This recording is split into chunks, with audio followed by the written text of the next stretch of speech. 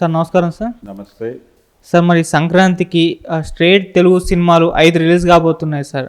అది వెంకటేష్ గారి సైంధవ్, నా సామిరంగా, మహేష్ బాబు గారి గుంటూరు కారం, హనుమాన్ అండ్ ఈగల్ సినిమాలు. ఇక అటు తెలుగు డబ్బుడు సినిమాలు మరో 3 సినిమాలు రిలీజ్ కాబోతున్నాయి. క్యాప్టెన్ మిల్లర్ అని, లాల్ సలాం, అయలాన్ సినిమాలు లాంటి. మరి ఇప్పుడు ఇన్ని సినిమాలు రిలీజ్ అవుతున్నాయి కాబట్టి ఖచ్చితంగా థియేటర్ల ప్రాబ్లం అయితే ఉంటుంది. మరి ఈ సినిమాలకు థియేటర్లు ఎలా సర్దుబాటు చేస్తారు? మరి రీసెంట్గా దిల్ రాజు గారు మీటింగ్ కూడా ఏర్పాటు చేస్తారు. ఆయన క్లియర్గా చెప్పేస్తారు, ఎవరో ఒకరు వెనక్కి కంపల్సరీగా తగ్గాల్సిందే, ఎవరు తగ్గుతారో వాళ్ళకి సోలో రిలీజ్ ఇస్తామని కూడా చెప్పారు. మరి ఏంటి సార్ ఇప్పుడు సంక్రాంతికి రిలీజ్ అయిపోయే సినిమాల పరిస్థితి ఏంటి? ఏ సినిమా వెనక్కి తగ్గే ఛాన్స్ ఉంది? ఇప్పుడు ఈగల్ సినిమా వాళ్ళు ముందు నుంచి చెప్తున్నారు సంక్రాంతికి అని. రవితేజ ఆ సినిమా గురించి అసలు ఎవరు మాట్లాడట్లేదు. ఎక్కడ పబ్లిసిటీ లేదు, ప్రమోషను లేదు. ఎందుకు లేదు అంటే వరుసగా 2 ఫ్లాపుల్లో ఉన్నాడు ఆయన ఈ సంవత్సరం. అంటే ధమాకా లాస్ట్ ఇయర్ హిట్ కొట్టాడు. ఆ హిట్ కొట్టిన తర్వాత వాల్తేరు వీరయ్య హిట్ వచ్చింది, కానీ అది సోలో హిట్ కాదు.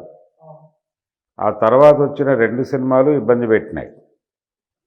టైగర్ నాగేశ్వరరావు మీద చాలా హోప్స్ పెట్టుకున్నాడు ఆయన, వర్కౌట్ అవ్వాలా, ఫ్లాప్ అయింది. సో ఈ సినిమా గురించి అసలు ఎవరు మాట్లాడట్లేదు. ఈ సంక్రాంతికి రిలీజ్ ఉందనే విషయం కూడా చెప్తే తప్ప ఎవరికి వినబట్టలేదు. ఇది ఈగల్ పరిస్థితి. గుంటూరు కారం ఎక్కువ మోత వినిపిస్తోంది.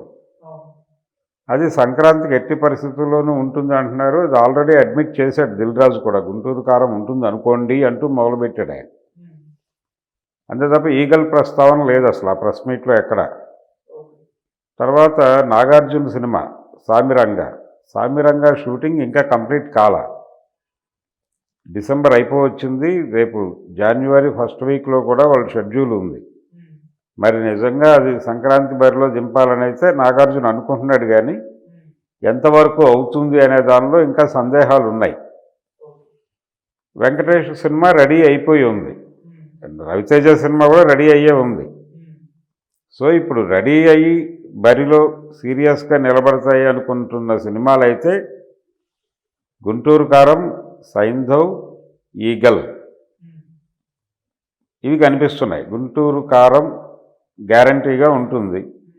అయితే సామిరంగా ఒకటి అనుమానం. హనుమాన్ సినిమా ఉంది, అది పాన్ ఇండియా ప్రాజెక్ట్. దాంతోపాటు తమిళ నుంచి వచ్చేటువంటి డబ్బింగ్ సినిమాలు. ఒక శుభ పరిణామం ఏంటంటే యానిమల్ ఖాళీ చేసింది చాలా స్క్రీన్స్. దాంతోపాటు సలార్ కూడా ఖాళీ చేయటం అనేది ప్రారంభమైంది. రేపు డెవిల్ సినిమా ఉంది, డెవిల్ సినిమాని అకామిడేట్ చేస్తోంది. డెవిల్ పరిస్థితి ఏమిటి, ఈ వారం రోజులు నిలబెడుతుందా స్క్రీన్స్ని అనేది చూడాలి. కళ్యాణ్ రామ్ ఏ ప్రభావం చూపించగలడు అని. కళ్యాణ్ రామ్తో పాటు రామ్ గోపాల్ వర్మ గారి వ్యూహం కూడా రిలీజ్ ఉంది. ఈ 2 సినిమాలు ఏ ప్రభావం చూపిస్తాయి. దీంతోపాటు ఇంకొక 2 సినిమాలు ఉన్నాయి. 2 ఫ్రెండ్స్ కొడుకుల సినిమాలు రిలీజ్ అవుతున్నాయి ఈ సంవత్సరాంతంలో. సుమా కుమారుడి సినిమా ఉంది, సునీత గారి కుమారుడి సినిమా ఉంది. ఆ 2 సినిమాల్లో ఒకటి రాఘవేంద్రరావు గారు ప్రమోట్ చేస్తున్నాడు. ఏది, సర్కారీ నౌకరీ అనే పేరుతో, ఇక్కడేమో బబుల్ గమ్ అనే పేరుతో వీళ్ళు సినిమా. చూస్తే సర్కారీ నౌకరీ కంటే కూడా బబుల్ గమ్ వైపే యూత్ వెళ్ళేలా కనిపిస్తోంది. ట్రెండ్ కనిపిస్తోంది, ఆ ధోరణి కనిపిస్తోంది. కాబట్టి వీళ్ళు 13వ తారీఖు వరకు టైం ఉంది. ఈ సినిమాలకి సలార్ వదిలేసిన స్క్రీన్స్ కేటాయింపు జరుగుతుంది. సంక్రాంతికి డెఫినెట్గా, అంటే మొదట రిలీజ్ అయ్యే సినిమా డెఫినెట్గా గుంటూరు కారమే ఉంటుంది. గుంటూరు కారం ఈగల్ మీద నడుస్తుంది మొదట ఫైట్. గుంటూరు కారం హై ఎక్స్పెక్టేషన్స్ ఉన్న సినిమా. మరి అది ఏం చేస్తుంది, ఈగల్ని బతకనిస్తుందా లేదా అనేది చూడాలి. రవితేజకి చాలా కీలకం. రవితేజకి ఒక్కడికే కాదు, శ్రీలీల కూడా ఉంది ఆ సినిమాలో. శ్రీలీలకి కూడా కీలకం. ఈ మధ్యకాలంలో స్కందాతో మొదలు పెడితే ఎక్స్ట్రాఆర్డినరీ మ్యాన్ వరకు ఆడిన సినిమాలు లేవు. ఆదికేశవ కూడా వెళ్ళిపోయింది. సో ఆ అమ్మాయికి కూడా హిట్ కావాలి, రవితేజకి హిట్ కావాలి.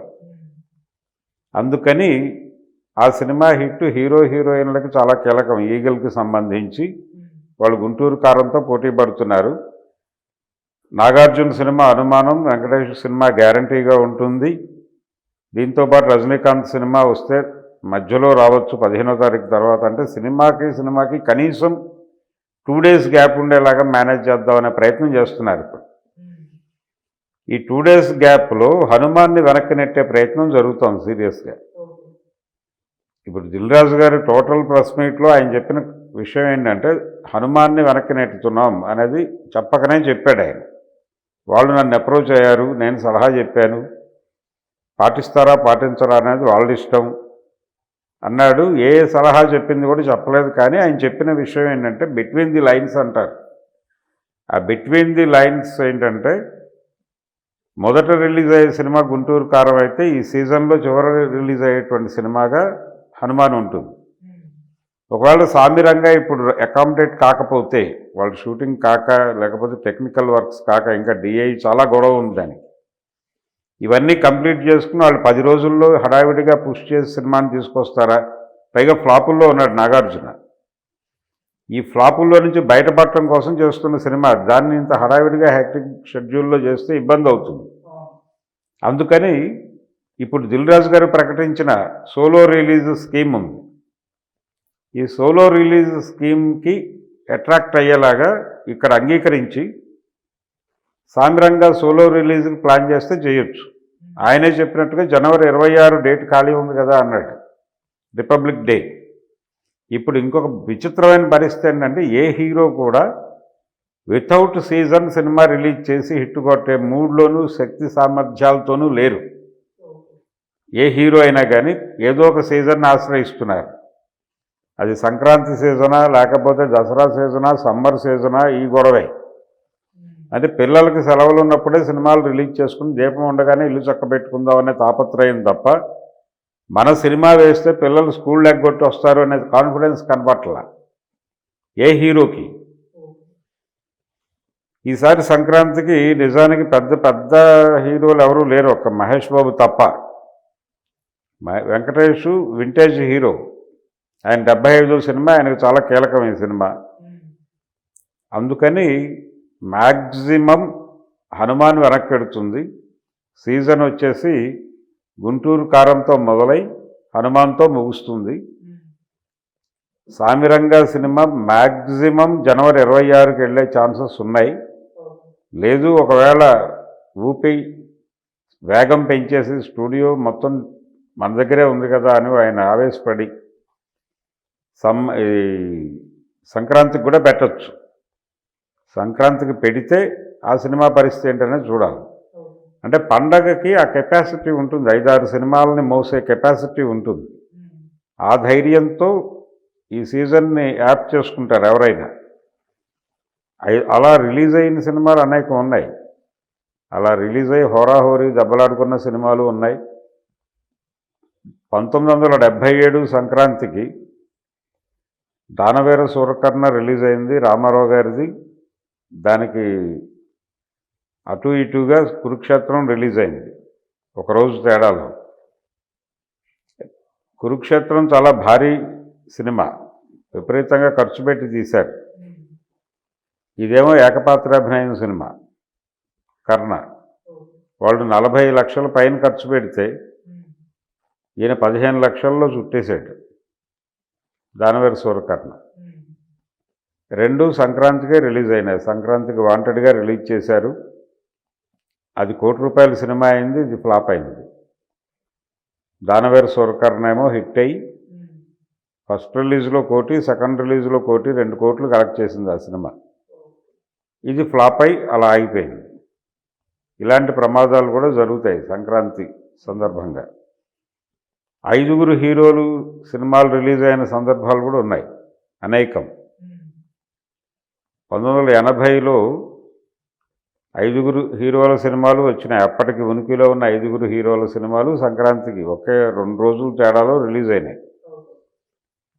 కృష్ణ రాఘవేంద్రరావుల మొదటి కాంబినేషన్ సినిమా భలే కృష్ణుడు ఆ సంక్రాంతికే రిలీజ్ అయింది, 80 సంక్రాంతికి.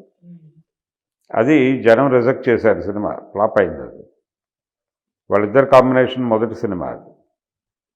తర్వాత దాసరి అక్కినేని నాగేశ్వరరావు కాంబినేషన్లో ఏడంతస్తుల మేడ సినిమా రిలీజ్ అయింది సంక్రాంతికి.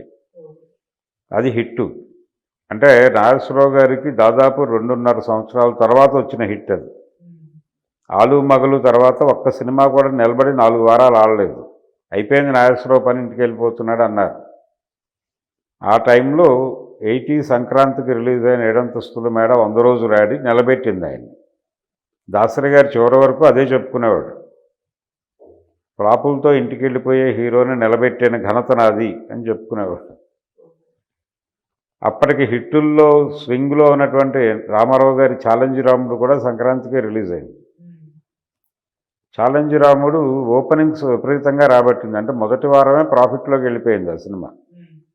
వసూళ్ల పరంగా రికార్డు క్రియేట్ చేసింది, కానీ డేస్ రాలా.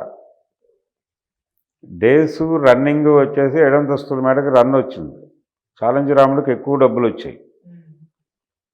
అలా రామారావు సేఫ్, నాగేశ్వరరావు సేఫ్, కృష్ణ గారి ఫ్లాపు, శోభన్ బాబు గారి సినిమా దేవుడి మావయ్య కూడా పెద్దగా ఆడలేదు. కృష్ణరాజు ఒక రీమేక్ సినిమాతో వచ్చాడు ఆ సంవత్సరం సంక్రాంతికి, శివమెత్తిన సత్యం అనే పేరుతో. అది ఆడింది. భారీ ప్రాఫిట్స్ కాదు కానీ ప్రాఫిటబుల్ ప్రాజెక్టుగా బయటకు వెళ్ళిపోయింది. సినిమా హిట్ అది. అలా 3 హీరోలు సేఫ్, 2 హీరోలు దెబ్బతిన్నారు. ఇలా జరుగుతాయి. కానీ దిల్ రాజు గారు ఏం చేశారంటే తర్వాత ఇలా 5 సినిమాలు 6 సినిమాలు పండగకి పెడితే నష్టాలు ఎక్కువ జరుగుతాయి కాబట్టి నష్ట నివారణలో భాగంగా కుమ్మక్కు రిలీజులు అని ఒక కాన్సెప్ట్ డిజైన్ చేసి పండక్కి ఒకే సినిమా వేద్దాం, లేదంటే 2 సినిమాలు వేద్దాం, అంతకుమించి వెళ్ళొద్దు.